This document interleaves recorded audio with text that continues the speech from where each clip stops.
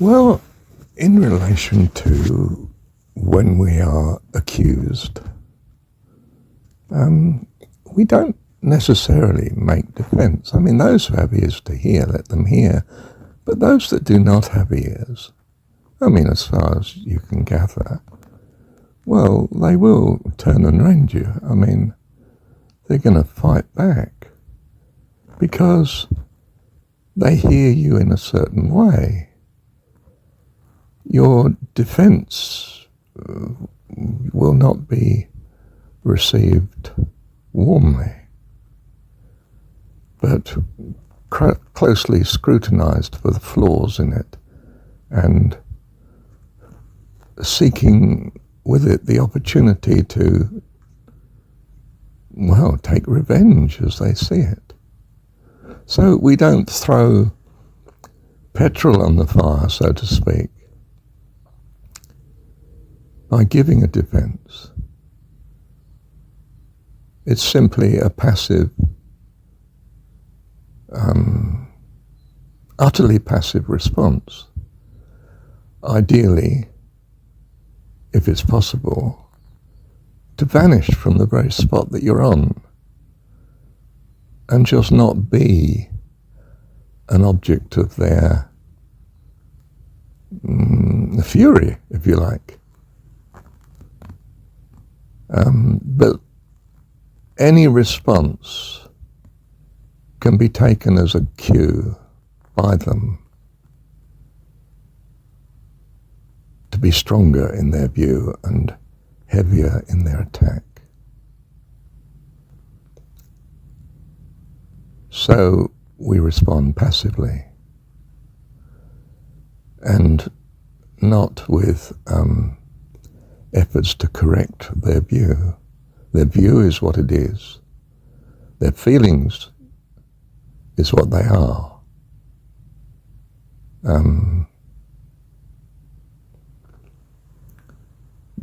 Given their present response, there's nothing I can do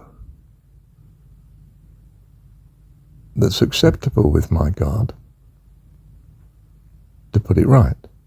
I mean, if I really feel in my heart I've done something wrong, then I mean, it may help greatly if I agree with them in what they say. But if I don't, well, I may, to cool it, simply nonetheless agree with them in what they say, but it wouldn't be genuine, would it? I'm cautious of recommending that.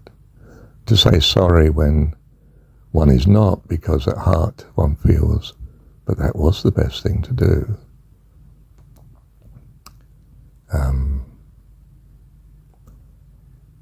And in a sense, despite this other person's fury, I still feel it was the best thing to do.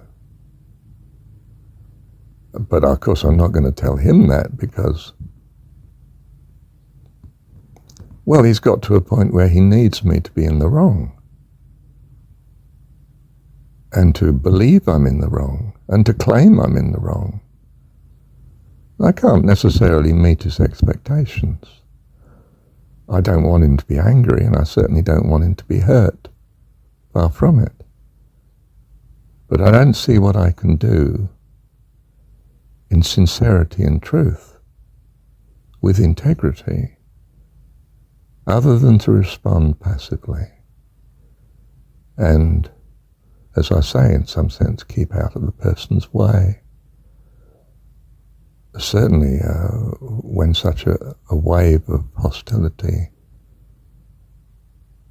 overtakes them. And that may be less and less with the passage of time. But that depends on many things in their life. I mean, broadly speaking, if life is not too satisfying for them, then they may cling to this situation that they're angry about much longer. If, on the other hand, they're broadly a happy person with life going pretty well, well, it'll be dismissed in time. Time is a great healer, and your absence with them can do much towards that. And you get the message quite quickly. I mean, whether you're best to continue around them, it's okay in general, or whether it's not. And that's fine.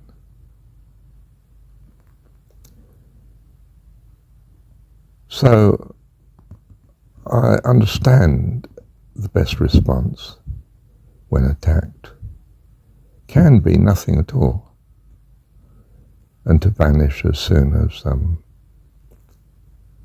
is optimal from their company and let things pass.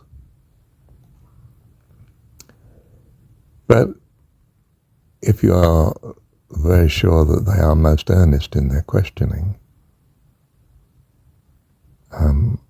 of a kind disposition, but earnest in their questioning,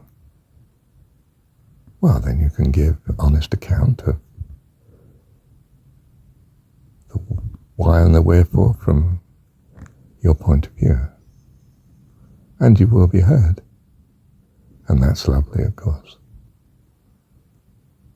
And all being well, a peace will prevail and come of it, in one's sincerity and in their sincerity too. Of course, one can be sincerely angry. But the best response can then be to at least keep a distance until the anger's gone and they're just left with their earnest endeavor to put things right. And then, of course, you can most willingly and meet such need.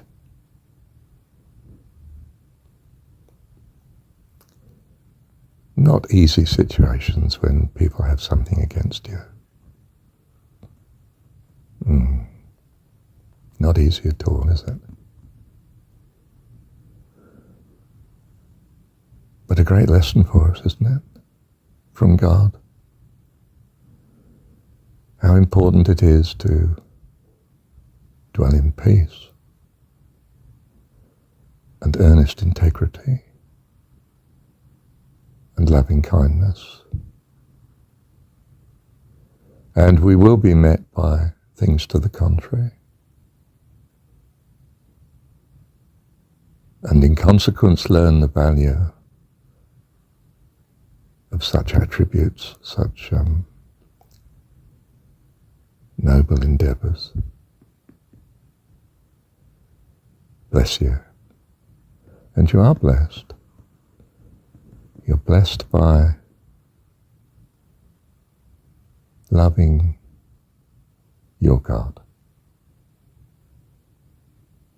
and having the Holy Spirit guide you. Not one's old self at all, but the Spirit of God, your God, your true self. Thank you, Heavenly Dad.